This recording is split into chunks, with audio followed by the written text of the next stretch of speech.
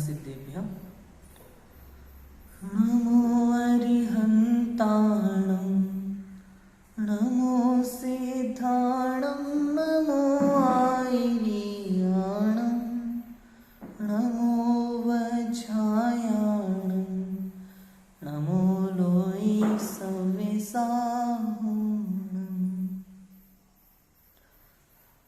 लक्ष्मी निवास निलयं विलीन विलयं निधाय हदिवीरम् आत्मानुशासनमहं वक्षे मोक्षाय भव्यानाम्।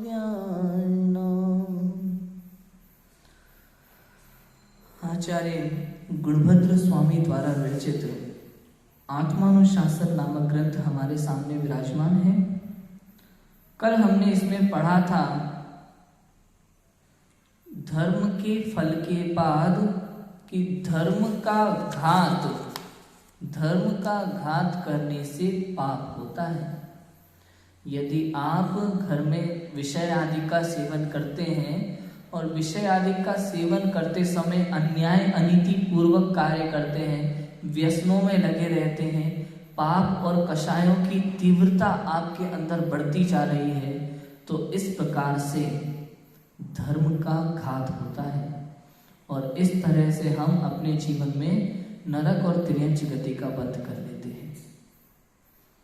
कहा जा रहा है कि यदि आप महाव्रत ग्रहण नहीं कर सकते तो कोई बात नहीं, आप घर में रहकर भी धर्म के कार्य कर सकते हैं। आपकी जितनी शक्ति है उतने कार्य कीजिए। महाव्रत ग्रहण नहीं कर सकते तो अणुव्रत ग्रहण कीजिए। अणुव्रत ग्रहण नहीं कर पाते हैं तो छोटे छोटे नियम लीजिए, न्याय नीति पूर्वक कार्य कीजिए। इतनी बात सिखाई जा रही है यहाँ पे, हमें बारंबार सिखा रहे हैं आचार्य गुणभद्र स्वामी। कभी कभी प्रश्न उठता है हमारे घर में, बच्चों के मन में प्रश्न उठ जाता है। आजकल की पीढ़ी में उनको जब ये बातें समझ नहीं आती हैं तो मन में एक प्रश्न उठता है, ये अष्टमी चौदस को हरि का त्याग करना, व्रत उपवास करना, ये नियम लेना, छोटे छोटे बड़े बड़े जो नियम लेते हैं, ये क्या काम आने वाले हैं? नहीं लगता कभी कभी एकासन करने से क्या होगा, व्रत करने से क्या होगा, जमीकंद का त्याग करना, रात्रि भोजन का त्याग करना, छोटे छोटे नियम लेना, अष्टमी चतुर्दशी को व्रत एकासन नियम लेना, इससे क्या होने वाला है? अरे भैया, जो महाव्रत ग्रहण नहीं कर सकते, जो अणुव्रत ग्रहण नहीं कर सकते, वो ऐसे छोटे छोटे नियम लेकर भी ऐसा उत्तम संगरण पा सकते हैं इसके पुण्य के उदय से कि वो मुनि व्रत धारण करने लायक बन सकते हैं। ये नियम कौन लेते हैं ऐसे नियम? वही लेते हैं जिनकी अंतरंग में तो मुनि व्रत धारण करने की भावना है। वास्तव में तो वो मोक्ष मार्ग में लगना चाहते हैं, किंतु वर्तमान में कुछ ऐसे निमित्त नैमित्तिक कारण बनते हैं और शरीर की कमजोरी और भावों की भी कुछ ऐसी कमजोरी होती है कि वो नहीं ग्रहण कर पाते, ना तो मुनि व्रत ग्रहण कर पाते, ना अणुव्रत ग्रहण कर पाते। शरीर की कमजोरी, हमारा शरीर देखो, संघनन देखो, हम अगर 1 घंटा बैठे तो उसमें 10 बार आसन चेंज करना पड़ता है, थोड़ा भी सहन नहीं होता। तब जरा सी आवाज आए तो ध्यान भटकने लगता है, मन जाता है इधर उधर, ध्यान में मन नहीं लगता। इन सब के लिए हमें चाहिए जो संगनन चाहिए, जो शुद्धता चाहिए भावों की, वो मिलेगी वर्तमान के स्वाध्याय और वर्तमान के छोटे छोटे नियम और संयम से। छोटे छोटे नियम, संयम, देव शास्त्र, गुरु का श्रद्धान और स्वाध्याय की प्रबलता, ये सब हमें मोक्ष मार्ग में आगे बढ़ा रही है। देखा जाए, वास्तव में तो देखा जाए तो चौथे गुण स्थान से पहले मोक्ष मार्ग शुरू ही नहीं होता। लेकिन सम्यक दर्शन जिसको चाहिए ना, सम्यक दर्शन के लिए भी पुरुषार्थ चाहिए। तो एक समय का आत्मानुभव, निर्विकल्प अनुभव के बिना सम्यक दर्शन नहीं होता। और उससे पहले का जो पुरुषार्थ है, उससे पहले का पुरुषार्थ है, निर्विकल्प अनुभव के बिना सम्यक दर्शन नहीं होता। उससे पहले का जो पुरुषार्थ है वो है निर्णय करना। निर्णय करना ही सबसे बड़ा पुरुषार्थ है। पहले वस्तु का विचार होगा, वस्तु विचार के बाद निर्णय होगा, निर्णय के बाद अनुभव होगा।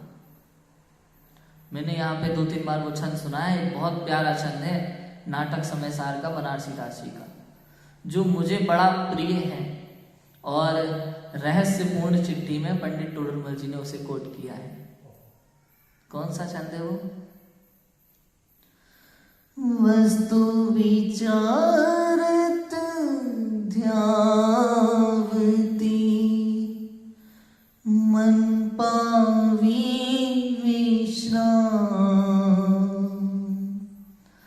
रस स्वादत सुख उपजी अनुभव या को नाम। बड़ा प्यारा छंद है कि वस्तु विचारत ध्यावते हैं। पहले आप वस्तु का विचार कर लो, खूब विचार कर लो। जैसे कोई किसी को कपड़े खरीदना हो, साड़ी खरीदने जाए, कुछ भी खरीदने जाता है तो खूब अच्छे से बारंबार विचार करना पड़ता है वहीं पे, ये वाली अच्छी है या ये वाली अच्छी है, ये वाली शर्ट खरीदूं या ये वाली शर्ट खरीदूं, इसका प्राइस कितना है, इसमें और कलर दिखाइए। बहुत सारे विकल्प चलते हैं, वहाँ दुकान पे जाते हैं तो दुनिया भर के कपड़े दिखते हैं। तब तो कहते हैं पहले खूब विचार कर लो, जितने विकल्प करना है कर लो आप, किंतु एक बार निर्णय हो जाए कि मुझे यही खरीदना है तो उसके बाद फिर दूसरी तरफ मन नहीं भटकना चाहिए, फिर दूसरी का ध्यान नहीं आना चाहिए, वरना आप उसका जिंदगी भर आनंद नहीं ले पाओगे। यही सोचते रहोगे काश अगर 50 रुपए ज्यादा दे देते तो वो वाली साड़ी ले आते, वो वाली शर्ट ले आते, बार बार दूसरी के प्रति मन जाता है। ऐसे ही यहाँ कहा पहले खूब विचार कर लो 6 द्रव्यों के विषय में, 7 तत्वों के विषय में, और ये सही है या ये सही है, इधर जाना या इधर जाना, खूब विचार कर लो जितना करना है उतना। किंतु एक बार अगर निर्णय पक्का हो गया ना तो वस्तु विचारत ध्यावते मन पावे विश्राम। ये निर्णय करना मन का काम है, मन लगता है इसमें, मन के अंदर विकल्प चलते हैं और फिर निर्णय होता है शुद्ध ज्ञान से। विकल्प, जितने भी विकल्प की जो दशा है ना, विकल्प, वो विकल्प कहाँ होते हैं? मन के द्वारा। और फिर जब निर्णय होता है तो वो निर्णय होता है शुद्ध ज्ञान से, और फिर शुद्ध ज्ञान से ही अनुभव होता है। तो वस्तु विचारत, उसको चेयर पे मत रखो, शास्त्र को टेबल या चौकी पे यहाँ रख सकते हैं। तो मन पावे विश्राम, मन को विश्राम की आवश्यकता है वहां। अब विकल्प नहीं करना चाहिए, दूसरा कोई विकल्प नहीं चलेगा अभी। और हाँ, ये रख दो, दूसरा कोई विकल्प नहीं चलेगा। और फिर रस स्वादत सुख उपजे।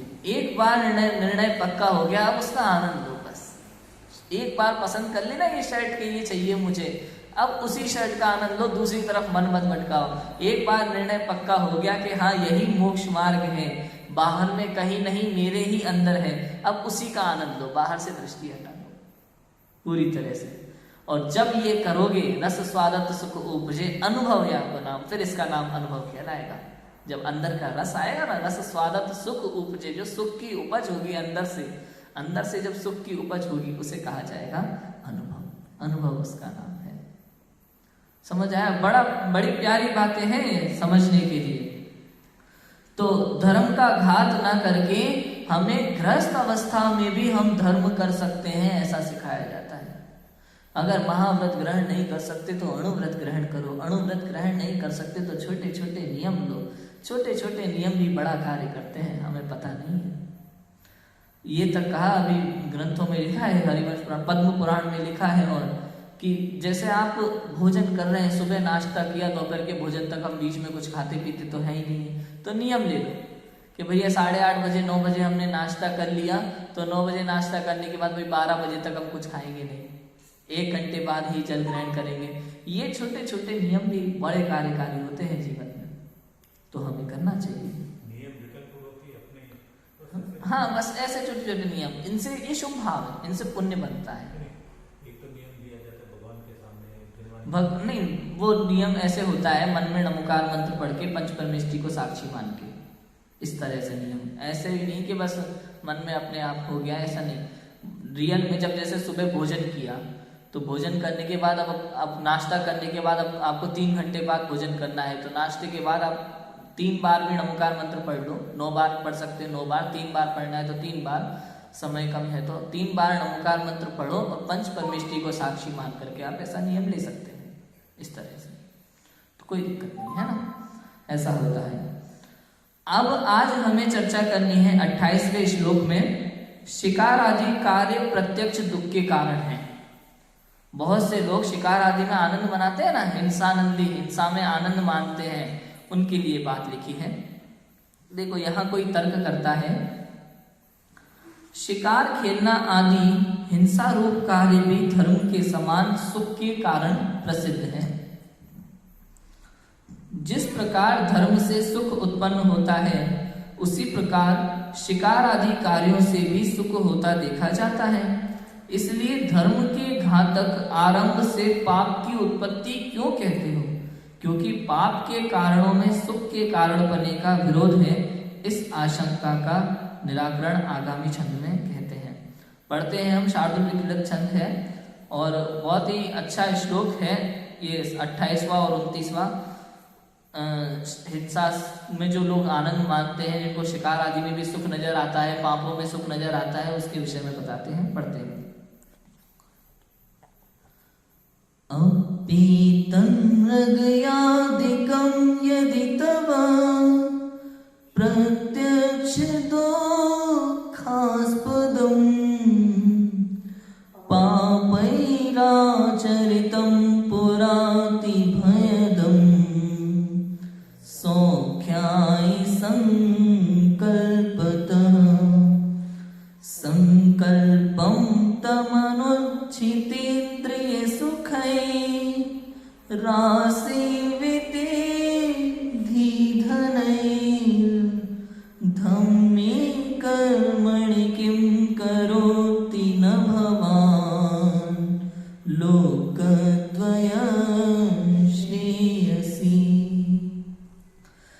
यदि प्रत्यक्ष दुखों का घर अरुपापी जन का कार्यकला है, शिकार भवदायक उससे सौख्य हेतु उत्साह अमा।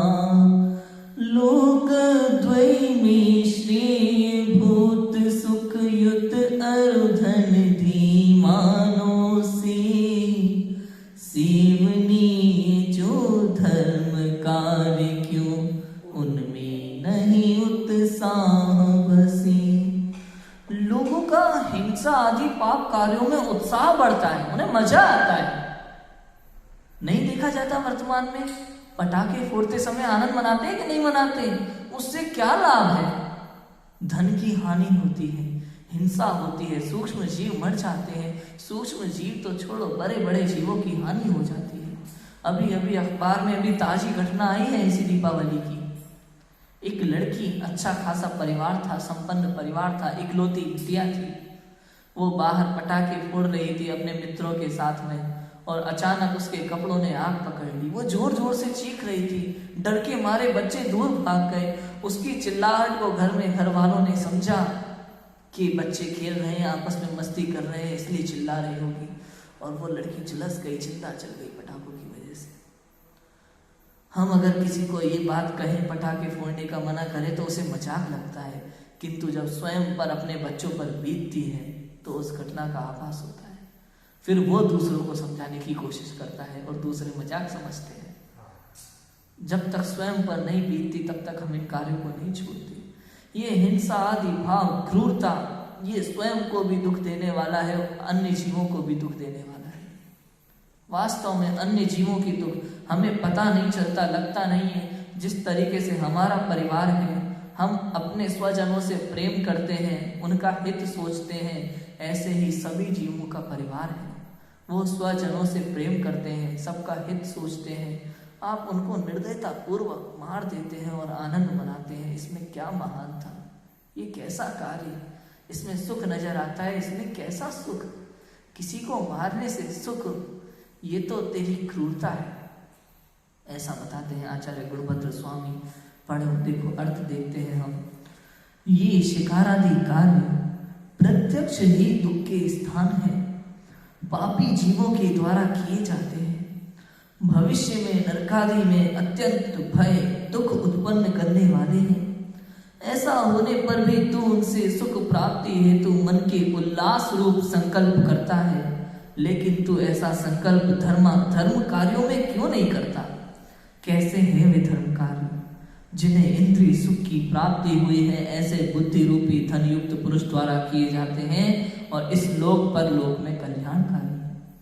अर्थात जितना उत्साह तू पाप कार्यों में दिखाता है, अगर तुझे लगता है कि तुझे आनंद आ रहा है, तो यही उत्साह धर्म कार्यों में क्यों नहीं दिखा पाता? बहुत से जीवों को धर्म कार्य कष्टदायक लगते हैं, क्योंकि प्रत्यक्ष रूप में उसमें सुख दिखाई नहीं देता, और हिंसा आदि कार्यों में प्रत्यक्ष रूप में उसे सुख दिखाई देता है। उसे लगता है मजा आ रहा है, मुझे आनंद आ रहा है। शिकार खेलने वाले जो जीव है ना, उनका शौक होता है, वो लेकर के अपना धनुष बाण और दूर से कायरों की तरह निशाना लगाते हैं। समझा? मैंने कायर कहा। कायर क्यों कहा मैंने कायर? क्योंकि वो छुप के निशाना लगाते हैं दूर से, कोसों दूर से धनुष से और बंदूकों से निशाना लगाते हैं। हिम्मत है तो सामने आओ। हाँ, शेर, चीता, बाघ, टाइगर, हिम्मत है तो सामने आओ ना। यहाँ तक कि भेड़िया, छोटे जीव भी बड़े खतरनाक है, जंगली गेंडा, हाथी, कोई भी है, हिम्मत है अगर इतने ही बड़े शिकारी हो तो सामने आके मुकाबला करो। नहीं, दूर से पेड़ों के बीच में छुप के वहां से गन से निशाना लगाते हैं और अपने आप को बहुत बड़ा शिकारी समझते हैं, ताकतवर समझते हैं। सोचो, उन्हें लगता है मैंने शेर को मार गिराया। अरे भैया, छुप करके इतनी दूर से निशाना लगा के तूने उसे धोखे से मार दिया। उस प्राणी का नाम लेने से ही तेरी रूह कांप पड़ती है और तू अपने आप को शिकारी समझता है। और दूसरी बात ये नहीं है कि तू उनसे लड़ सकता है कि नहीं, बात ये है कि तूने निर्दोष प्राणी की हत्या की। निर्दोष प्राणी की हत्या, इसमें कैसा आनंद! देखा जाए तो सत्पुरुष तो उन्हें कहते हैं जो निर्दोष प्राणियों की रक्षा करते हैं, जो अकेले होते हैं, असहाय होते हैं, जिनका कोई रक्षक नहीं होता, जिनके पास खाने की व्यवस्था नहीं होती, उनकी रक्षा करना, उनको भोजन देना, उनको आश्रय देना, ये सत्पुरुषों का लक्षण है। ये कार्य हैं जो आनंद देते हैं। और सच है, मैं आपको प्रूफ कर सकता हूं। लोग विश्वास नहीं कर पाएंगे, लेकिन मैं प्रूफ कर सकता हूं। जैसे मैंने कल कंपनी वाला उदाहरण दिया था ना, कि इतना सब कुछ करने से पूरा विश्व जाने, वो आवश्यक नहीं है, आपके हृदय की प्रसन्नता आवश्यक है। कहा था मैंने, बिल्कुल वैसे ही बाकी कार्यों में समझना। बड़े बड़े कार्य कौन से कहलाते हैं? बड़ा नाम, बड़ा टैलेंट, ये सब जो दिखावा है, ये सब इंपॉर्टेंट नहीं है। इंपॉर्टेंट है कि आप कितने लोगों के काम आ पाते हैं। समझ पा रहे हैं या नहीं? परसों नरसों एक माइंड में बहुत अच्छी बात आई थी मेरे, ऐसी बात आई थी मेरे माइंड में कि लोक में कहा जाता है कोई व्यक्ति जैसे बहुत अमीर है, बहुत अमीर व्यक्ति है, बहुत पैसे वाला है, तो मेरे मन में ऐसी बात आई अचानक ही। और फिर साथ में ये भी कहते हैं कि उसका दिल भी अच्छा है, अमीर भी है और बहुत अच्छे व्यक्ति हैं। साथ में मेरे दिमाग में ऐसी अनायासी ऐसी बात आ गई कि वास्तव में अच्छे दिल वाला कोई अमीर व्यक्ति होगा ना, जिस दिन, उस दिन रोड पे कोई भूखा नहीं सोएगा। सच तो ये है, वास्तविकता तो ये है। संसार में यदि अमीर व्यक्ति वही कहा कहलाएगा कि जिसके होते हुए कोई गरीब ना रह जाए। समझ आ रही है बात? ये एक हृदय की बात है। हृदय की बात मतलब हृदय की प्रसन्नता की बात, अच्छा दिल होना, अच्छा भाव होना, ऐसा होता है। राजा किसे कहा जाता है? राजा किसे कहा जाता है? धन के स्वामी को राजा नहीं कहा जाता, बल्कि प्रजा के पालक को राजा कहा जाता है। राजा मतलब उस राज्य का स्वामी है, इसलिए वो राजा है, ऐसा नहीं। इस राज्य की सारी प्रजा का पालन करने वाला है वो, इसलिए राजा है। उसके पास जो धन है ना, राजा के पास धन, वो राजा का धन स्वयं का धन नहीं होता, वो प्रजा का धन होता है। नहीं समझे? वर्तमान में भी देखो ना, वर्तमान में भी प्रधानमंत्री हुए, प्राइम मिनिस्टर हुए, तो जो गवर्नमेंट में धन है वो प्राइम मिनिस्टर का है क्या? किसका है? जनता का है, पब्लिक का है। समझो, ये हमारे लिए है और हमारा है, किंतु हम उसको एक व्यक्ति को उसका मालिक बना देते हैं, और वो एक व्यक्ति मालिक बन जाता है तो बाकी सब उसके दास हो जाते हैं, नौकर जैसे हो जाते हैं। सबसे बड़ी समस्या है ये प्रकृति में जो कुछ है, आप इनको देखो, वातावरण के उसमें पढ़ो आप, वो रामायण हनुमान वगैरह वो सब भी देखता हूँ मैं, तो बहुत सारी चीजें पकड़ने लायक मिलती है उसमें। लंका में जब हनुमान जाते हैं ना, तो वहाँ वो वाटिका में फल खाते हैं, तो कहते हैं तुम यहाँ से निकलो, ये हमारे राजा की है। तो कहते हैं वाटिका, ये प्रकृति किसी की घर की नहीं है, प्रकृति किसी के घर की नहीं होती है, ये तो सबकी है, कोई भी खा सकता है फल, तो वृक्ष में मतलब उगते हैं तो कोई भी खा सकता है, कोई भी प्रकृति का जल पी सकता है, कोई दिक्कत नहीं है, किसी की नहीं है। और वास्तविकता भी यही है कि हम सब तो किराएदार हैं, किराएदार है ना, यहाँ प्रकृति में किराएदार कहा जाता है, छोड़ के जाना पड़ेगा। किंतु हम लोग मोह राग द्वेष विकारी भावों में, अहंकार, ईर्ष्या, तृष्णा, इन सब में इतना उलझ गए हैं कि उस समय हम स्वयं को भूल जाते हैं, स्वयं को भूल जाते हैं, अपने शुद्ध भाव को भूल जाते हैं, हिंसा आदि पापों में प्रवृत्त हो जाते हैं, क्रोध आदि विकारी भाव हमारे ऊपर हावी हो जाते हैं। एक सीरियल है बहुत अच्छा, महाभारत ही समझो, तो उसमें एक बहुत अच्छी बात बताई है, जो मतलब जो समझो दृश्य जो हम बोल के समझाते हैं ना, और देख करके समझ में आता है वीडियो, उसमें अंतर पड़ता है थोड़ा सा। उसमें महाभारत, वो वाली जो महाभारत है, वो एक इकलौती ऐसी है जिसमें विकारी भावों को आत्मा से भिन्न करके उनकी शुद्ध, विकारी भाव की अलग अलग शुद्धता दिखाई है, मतलब एक एक विकारी भाव से रहित होना बताया है व्यक्ति को। बस उसमें ये, उसमें प्रेम की उत्कृष्टता होती है, हमारे यहाँ अध्यात्म की उत्कृष्टता है ना, इतना अंतर है। लेकिन बाकी चीज बहुत समझने की है। उसमें ये कहा है कि अगर आप किसी से प्रेम करते हैं और आप क्रोध करने लगते हैं, तो वहां प्रेम खत्म हो जाता है, क्रोध स्टार्ट हो जाता है। वहां जो आपने निर्णय लिया वो क्रोध में लिया। ऐसे ही हमारा, हम वर्तमान में जैसे कोई निर्णय लेते हैं तो क्रोध में लेते हैं, या अहंकार में लेते हैं, या ईर्ष्या में लेते हैं, या लोभ में लेते हैं, तो उस समय में अपने आप को भूल जाते हैं, हमारा विवेक खो जाता है। जब भी हमारे ऊपर कोई विकारी भाव हावी होता है ना, तो हमारा विवेक खो जाता है। अब सोचो, कई बार ऐसा होता है कि आप किसी क्रोध में हैं और आपने किसी को डांट दिया, किंतु बाद में पश्चाताप होता है कि नहीं, मुझे इतना गुस्सा नहीं करना चाहिए था। जिस समय करते हैं उस समय विवेक चला जाता है, और जब विवेक आता है तो क्रोध चला जाता है। मतलब दो चीजें हो गई कि नहीं हो गई? तो ये समझ लो कि जिस समय आपने डांटा, क्रोध किया, उस समय आप अपना विवेक खो बैठे, उस समय आप निर्णय करने की क्षमता खो बैठे, अपने आप को भूल गए। और वर्तमान में यही है, हमारे ऊपर मिथ्यात्व इतना हावी हो रहा है, इतना हावी हो रहा है कि हमें अपने स्वरूप की खबर ही नहीं, स्वरूप की खबर ही नहीं। जब ये बादल छटेंगे ना, तब आनंद आएगा, तब अपने स्वरूप की शक्तियां हमें समझ में आएगी। वो कुछ चीजें ऐसी हैं जो वास्तव में समझने लायक होती हैं, देखने लायक होती हैं, और मैं लिख के रखता हूँ ऐसे पॉइंटों को। कई बार तो मैं उसमें से भी पॉइंट निकाल के लिख करके रखता हूँ। कई ऐसे पॉइंट है जो मैं लिखूंगा और पता नहीं चलता।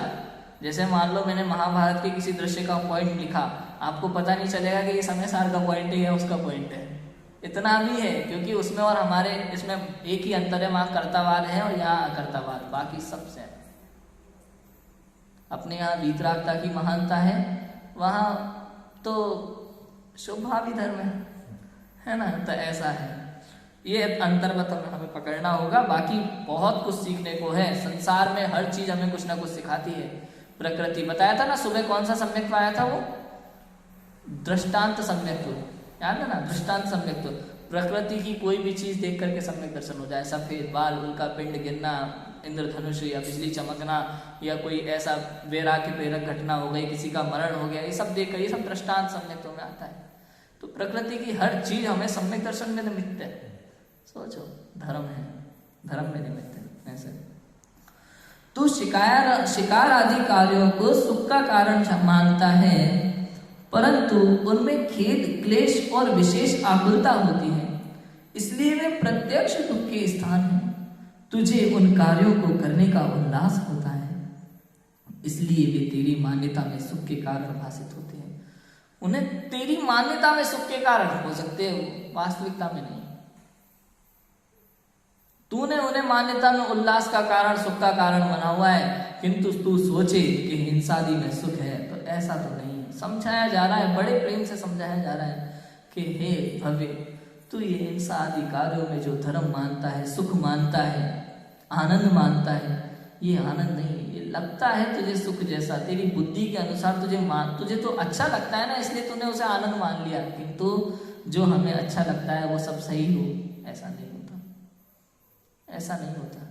ये प्रत्यक्ष में तुझे आनंद देते होंगे, लेकिन वास्तव में एक क्रूर परिणाम है, तुझे भी दुख देते हैं और अन्य को भी दुख ही देते हैं। इसलिए तू धर्म कार्यों में रुचि लगा। जब दुख के स्थान ही तेरी मान्यता में सुख के कारण भासित होते हैं, तो खेद, क्लेश और आकुलता घटने से जो प्रत्यक्ष सुख के स्थान है, ऐसे धर्म कार्यों में तू सुख माने तो वे सुख के कारण क्यों ना होंगे। तू इन आकुलता जनक कार्यों में सुख मानता है, धर्म के कार्यों में मान के तो देख एक बार, तब आनंद आएगा। जब कोई करता है ना तो आनंद आता है, अभी नहीं लगेगा, लेकिन वास्तविक में लगता है। आप सोचो, जब कोई व्यक्ति 1000 रुपए के कहीं गलत जगह खर्च करने वाला हो, अचानक वो किसी अच्छे कार्य में खर्च होते हैं, तो उसे अंदर ही अंदर आनंद आता है। इतना आनंद आता है कि बता नहीं सकते, बहुत आनंद आता है। ये एकदम सत्य बात है। दूसरों की हेल्प करना, दूसरे के चेहरे पे खुशी लाना, हमारी वजह से जब कोई अच्छा काम होता है ना, तो बड़ा आनंद आता है। उसकी खुशी के पीछे बड़ी बड़ी खुशी लोगों को बेकार लगने लगती है। एक बहुत अच्छी घटना सुनाऊं मैं आपको, जैन धर्म से संबंधित है और वर्तमान पीढ़ी से संबंधित है।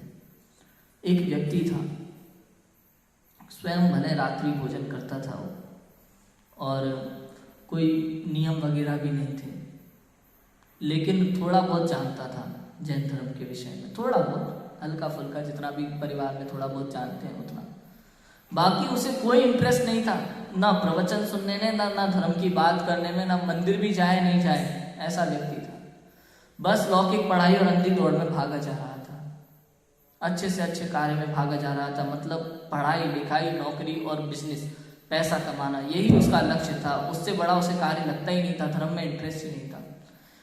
किंतु फिर भी एक बार ट्रेन में जा रहा था, उसे कोई व्यक्ति मिला। उसने, हम ट्रेन में तो हाल मतलब तुरंत ही पहचान बनने लगती है, बैठते दो लोग आमने सामने, तो हाय हेलो हुई, कहाँ से हो, पूरा नाम क्या है, अच्छा जैन हो, जैन हो। तो उन्होंने पूछा, आप जैन लोग तो रात में भोजन नहीं करते, उसका क्या कारण है? आपके यहाँ अहिंसा परमो धर्म कहा जाता है, उसका क्या कारण है? अब पूछा है तो जितना वो जानता है उतना उसने समझाया कि भैया सूर्यास्त होने के साथ साथ अनंत सूक्ष्म जीवों की उत्पत्ति प्रारंभ हो जाती है। रात्रि में तो राक्षस लोगों का भोजन होता है, मनुष्य लोग, सत्पुरुष रात्रि में भोजन नहीं करते, पशु इत्यादि तक रात्रि भोजन नहीं करते। तो रात्रि भोजन में मांस का दोष लगता है, अनंत सूक्ष्म जीवों की उत्पत्ति होती है, त्रस्त जीव बहुत मरते हैं। कभी कोई सर्प चला जाए या कोई ऐसा जहरीला जीव चला जाए तो इंसान की मृत्यु तक हो जाती है।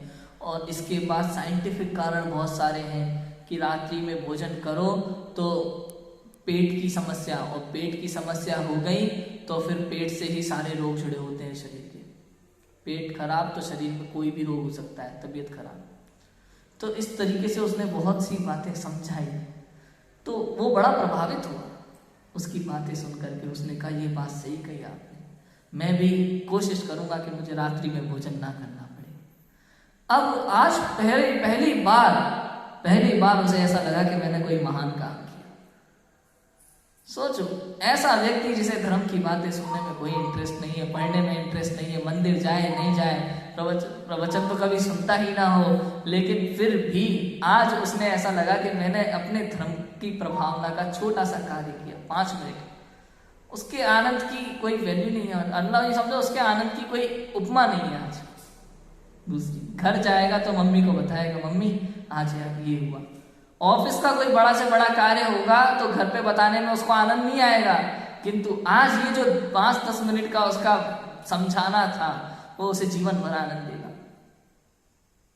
ये होता है, वास्तविकता में ऐसा है। ये अच्छे अच्छे कार्य शोभा देते हैं। जब उन्हें ऐसा अच्छा लगेगा तो हम लोग हैं, आप हमें हमारी भावना नहीं समझ पाओगे। जब सोनागिर में पहली बार मैंने समय सार पे प्रवचन किए, कोटा में जब समय सार पे एक बार सेकंड ईयर फाइनल में व्याख्यान लिया था, तो उस समय का आनंद हम क्या है हम ही जानते हैं। आचार्य कुंद कुंद देव की गाथाओं का, प्राकृत गाथाओं को पढ़ना, गाथाओं का अर्थ करना, इतने भावों को समझाना, गणधर की गादी पे बैठने का सौभाग्य ये हर किसी जीव को नहीं मिलता। इतना महापुण्य का उदय हमारा ऐसा चलता है शास्त्री लोगों का, विद्वानों का और स्वाध्यायी मुमुक्षुओं का, कि वो आचार्यों की लिखी वाणी को पढ़ पा रहे हैं, समझ पा रहे हैं इस कलिकाल में। हुंडा सर्पणी पंचम काल और ऐसी वाणी गुरुदेव के प्रताप से हमें सुनने को मिल रही। पुण्य का उदय है तो इसकी महिमा हम ही जानते हैं, कोई नहीं जानता। ये बहुत अच्छा कार्य, जीवन में बड़े से बड़े कार्य कुछ भी नहीं है इसके आगे, सबसे बड़ा कार्य। समझ में आ रहा है? तो ऐसा होता है। तो ऐसे कार्यों में तो रुचि क्यों नहीं लगाता? यहाँ आचार्य गुणभद्र स्वामी कहते तो इन कार्यों में रुचि क्यों नहीं लगाता? बाकी पाप का कार्य तुझे कोई भी पकड़ा दो तो कर लेता है। अपन घर में परिवार में बोलते हैं ना, ऐसा जब बच्चे करते हैं, मोबाइल दे दो तो अभी चलाने लगेगा, और कुछ अच्छा काम दो, किताबें पढ़ने के लिए कहो तो मना कर देता है, पाठशाला जाओ तो मना कर देता है, खेलने जाओ तो हाँ कर देता है। हाँ? तो इस कार्यों में तो रुचि क्यों लगाता है और इधर क्यों नहीं लगाता? बात इतनी सी बात यहाँ कही जा रही है ना। यदि तो समझता है कि शिकार आदि कार्य तो भोगियों द्वारा किए जाते हैं और धर्म कार्य योगियों द्वारा किए जाते हैं, तो ऐसा नहीं है। शिकार आदि कार्य तो पापी लोग ही करते हैं और धर्म कार्यों को चक्रवर्ती आदि महाभोगी भी करते हैं। देखो कितनी गजब की बात उन्होंने उदाहरण दिया है कि तुझे अगर ऐसा लगता है ना ये धर्म वरम तो भैया योगियों के काम है, हमारा कार्य थोड़ी है, हम तो भोगी है। हमारा काम तो खूब अच्छे से भोजन करना है, अच्छा अच्छा खाना, अच्छा अच्छा पहनना, अच्छा घूमना, ये हमारे काम है। ये तो जो दीक्षा ले लेते ना वन में चले जाते हैं योगी लोग, उन लोगों के काम है धर्म कर्म करना, तो या फिर बुजुर्गों के काम है जिनकी 4 दिन की आयु बची है। तो ऐसा नहीं है। चक्रवर्ती जैसे महाभोगी 6 खंड के अधिपति वो भी ज्ञानी जीव होते हैं और वो भी धर्म आदि कार्यों में प्रवृत्ति करते हैं पूरी तरह से। तीर्थंकर जैसे जीव है ना, इतना पुण्य का उदय हो फिर भी धर्म में लगे रहते हैं। तो जिससे भविष्य में सुख हो ऐसे दुख में भी सुख मानना चाहिए, तथा शिकार आदि कार्य तो नरक आदि दुख के कारण है, धर्म स्वर्ग और मोक्ष सुख का कारण है। इसलिए शिकार आदि कार्य छोड़कर सुख के लिए धर्म ही अंगीकार करना चाहिए। बारंबार समझाते हैं गुरुभद्र स्वामी, और हमारे लिए ये बात समझने के लिए है, जितना हो सके उतना धर्म कार्यों में रुचि लगाओ। यही एक करने योग्य कार्य है जीवन में, इससे बड़ा कोई कार्य है ही नहीं ये, क्योंकि भविष्य में सुख का कारण है, और जो भविष्य में सुख का कारण है वर्तमान में भी उसे ही सुख मानना चाहिए।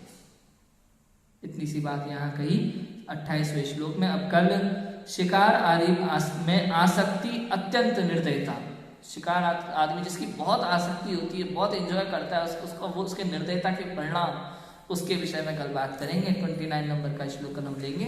अभी की बात को प्रारंभ देते हैं। ओम नमः सिद्धि।